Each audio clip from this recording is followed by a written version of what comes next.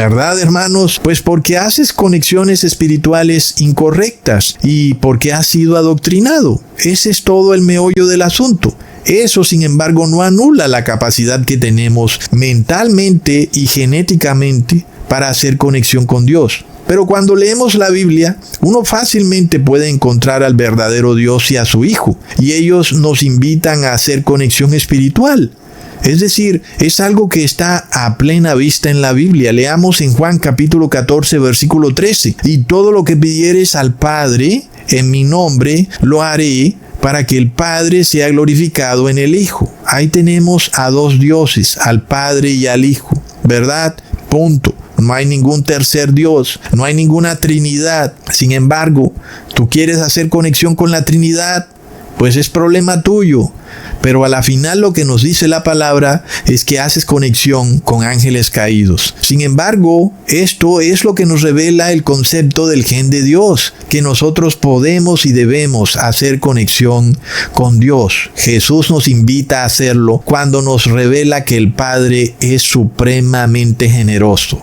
Todo lo que le pidas al Padre en mi nombre, Él te lo dará. Bastante generoso, ¿verdad, hermanos? ¿Quién no quisiera hacer conexión con el verdadero Dios que es Padre? No es una Trinidad, no se disfraza a veces de Padre y otras veces de Hijo. No, es siempre Padre, para siempre y por toda la eternidad Él es Padre. Y el Hijo siempre es Hijo, para siempre y por toda la eternidad. No es que unas veces cambia de hijo a padre, no. Plop. Ay, hermanos, es de locos. Entonces, nuestro cerebro ha sido diseñado como un órgano capaz de recibir ondas que emite la voz del Padre. ¿No es eso impresionante? Es lo que está probado en este libro. Es un hecho científico. Leamos en Romanos capítulo 8, versículo 26. De igual manera el Espíritu nos ayuda en nuestra debilidad, pues que hemos de pedir como conviene, no lo sabemos, pero el Espíritu mismo intercede por nosotros con gemidos indecibles. Imaginémonos de nuevo al vehículo con Wi-Fi.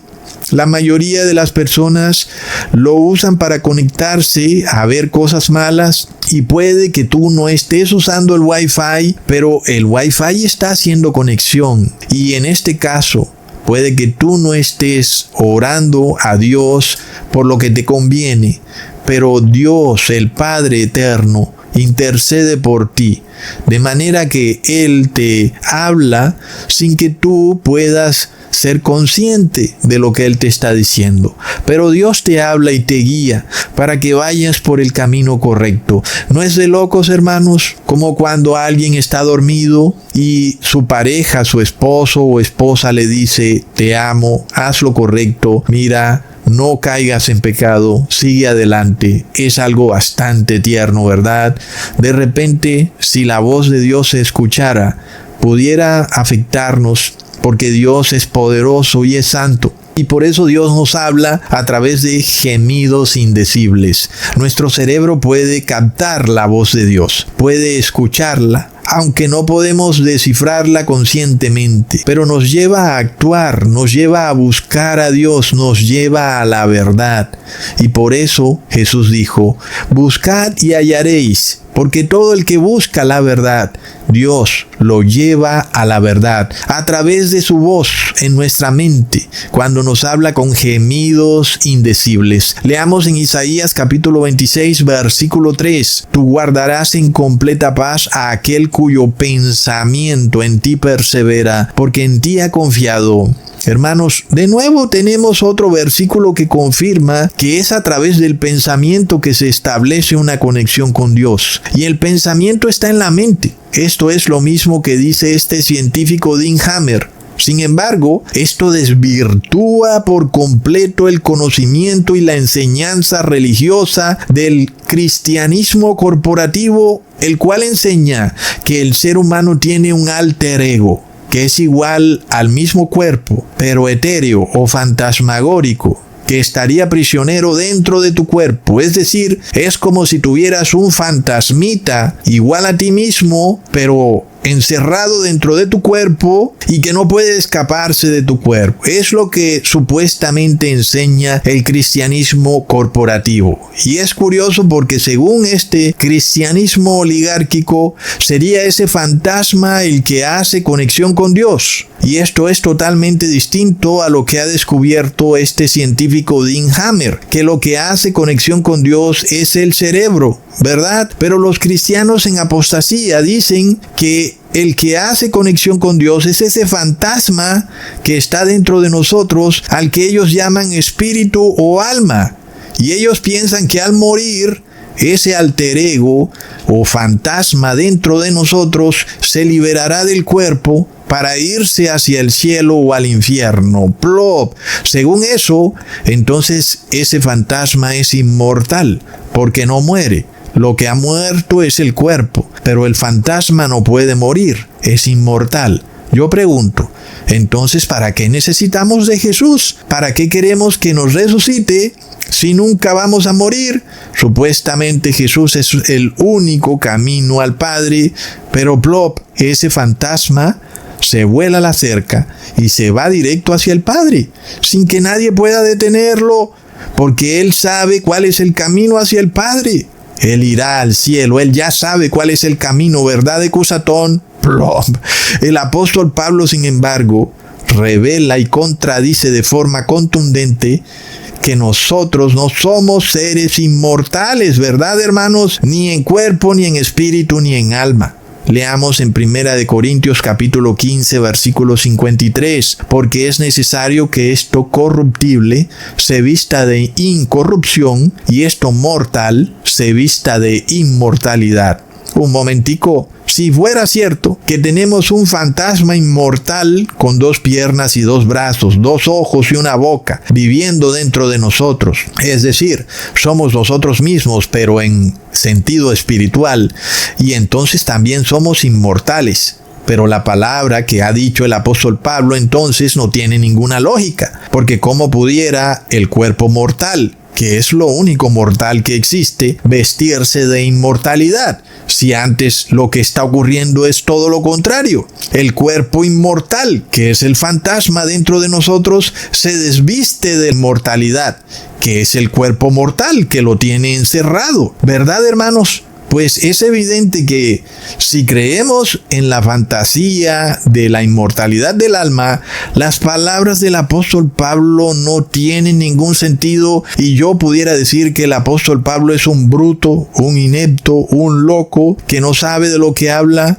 Pero yo sé muy bien ya, hermanos, que esta doctrina es totalmente incorrecta, ¿verdad? Porque no tiene base bíblica. Por ningún lado la vas a encontrar en la Biblia que supuestamente nuestro fantasma se va derechito al cielo. No ocurre así. Está muy claro que el cuerpo tiene que ser resucitado y el ser humano será trasladado en cuerpo de carne y hueso a la santa ciudad. Entonces es lo que el apóstol Pablo dice que debe ocurrir. Inclusive él dice que es necesario que esto ocurra. Es decir, si no ocurre, no vas al cielo. Lo mortal debe vestirse de inmortalidad. Es decir, el cuerpo carnal que se muere o que murió debe ser transformado en un cuerpo que ya no muere y que es inmortal. ¿Ok?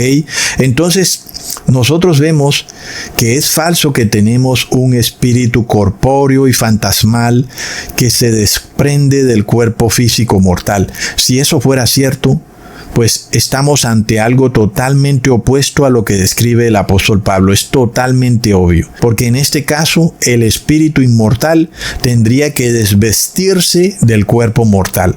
Él está diciendo todo lo opuesto, que el cuerpo mortal se viste de lo inmortal. ¿Verdad, hermanos? Sin embargo, nosotros vemos que el apóstol Pablo dice todo lo contrario. El apóstol Pablo, además de todo, revela que será una transformación instantánea, que va a ocurrir en un abrir y cerrar de ojos. Leamos en 1 de Corintios capítulo 15 versículo 52. En un momento, en un abrir y cerrar de ojos, a la final trompeta, porque se tocará la trompeta y los muertos serán resucitados incorruptibles y nosotros seremos transformados. Entonces, ¿cuándo ocurre la transformación? A la final trompeta, por lo cual cuando muere el ser humano, es decir, vamos a suponer que alguien murió ayer, no puede ocurrir ningún tipo de transformación. Si es que quisiéramos creer que el cuerpo muere y ahora sale el espíritu de esa persona a volar por los aires, pues es totalmente contrario a lo que nos está explicando el apóstol Pablo. Y es que si fuera cierto que la persona tiene un fantasma viviendo dentro de ella,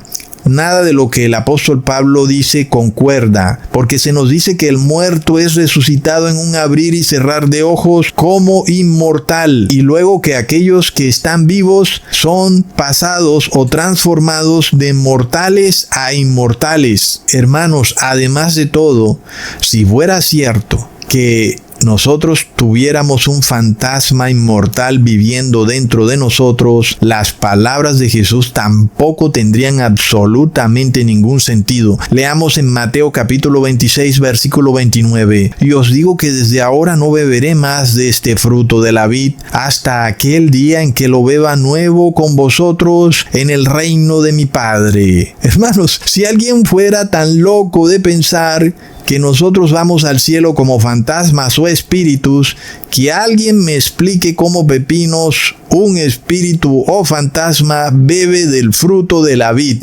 ¿verdad? Hermanos, es de locos. Y si es mentira que beberemos del fruto de la vid en el cielo, entonces Jesús no es Dios.